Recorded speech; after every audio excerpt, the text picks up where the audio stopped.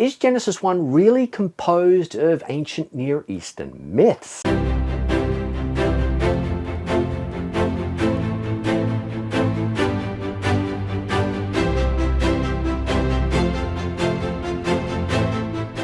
In the lost world of Genesis 1, John Walton claims that Genesis 1 is a record of God assigning certain aspects of his creation with functions for material objects that were already present.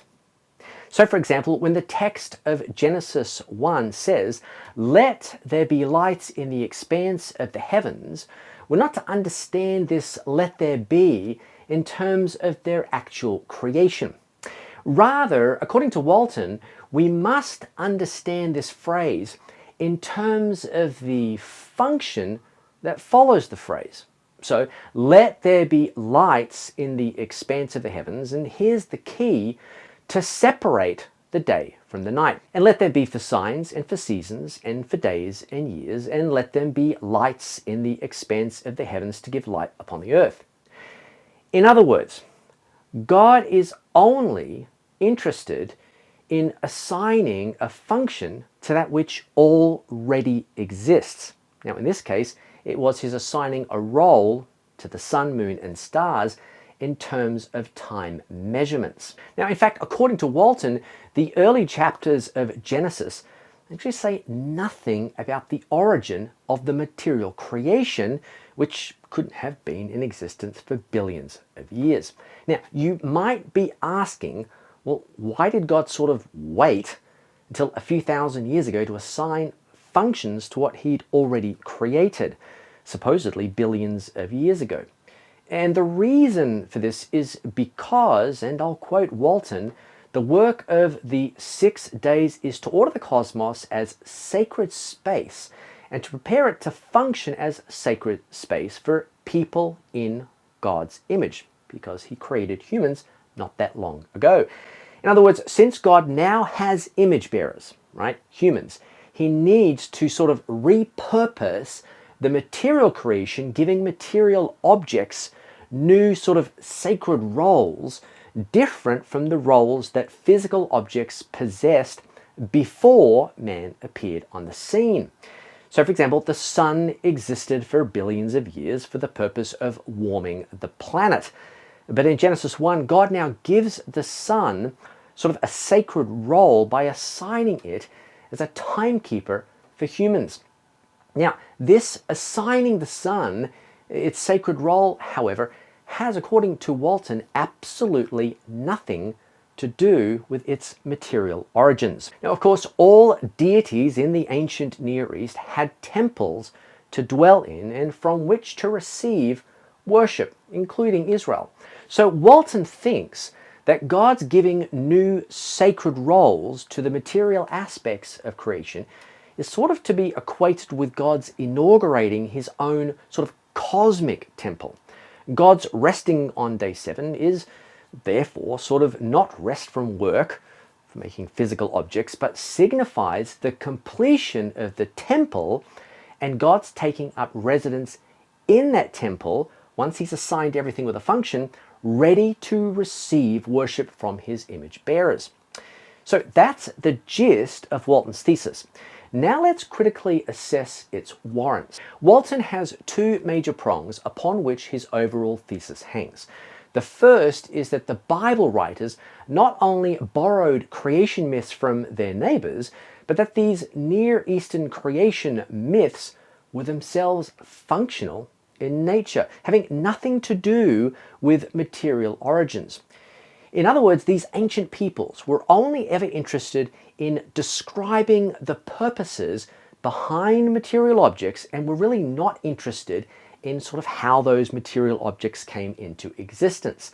Now, the second prong has an exegetical component and claims that the Hebrew verb bara, which is translated as create in Genesis 1, has nothing to do with material creation, but instead has a functional meaning.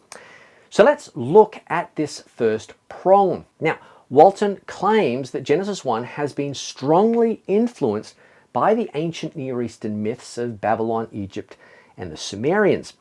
He says this: "Since God did not deem it necessary to communicate a different way of imagining the world to Israel, but was content for them to retain the native ancient cosmic geography," these are the myths, "we can conclude that it was not God's purpose to reveal the details of cosmic geography," in other words, that which is true.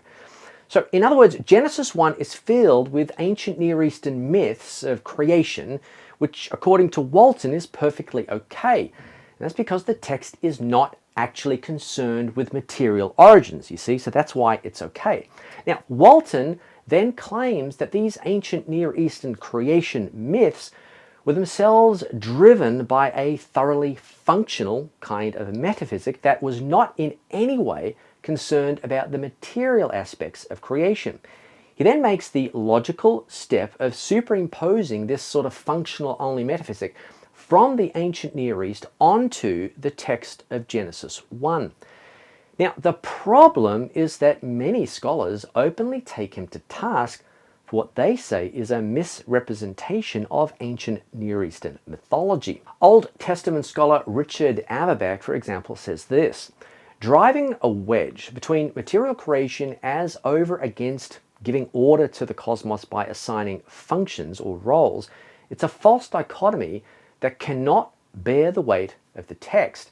And this is what he says in relation to ancient Near Eastern texts.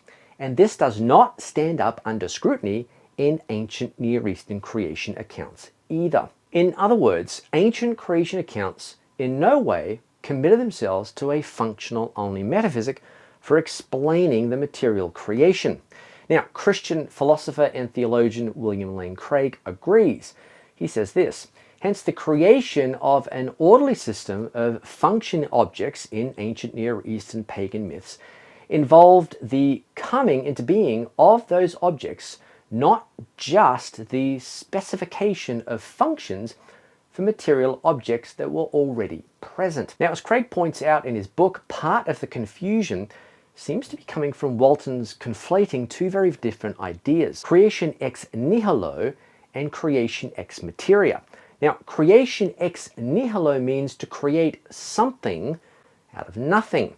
Creation ex materia is to create something from something else. Yet in some of Walton's examples, which I'll reference in part 2, one gets the distinct impression that unless the origin of the matter that makes up the created object is discussed, then nothing new has been created. Yet how valid is that argument? You know, I might tell you that I made a desk for my office, but do I have to tell you that the four legs in the top were prefabricated?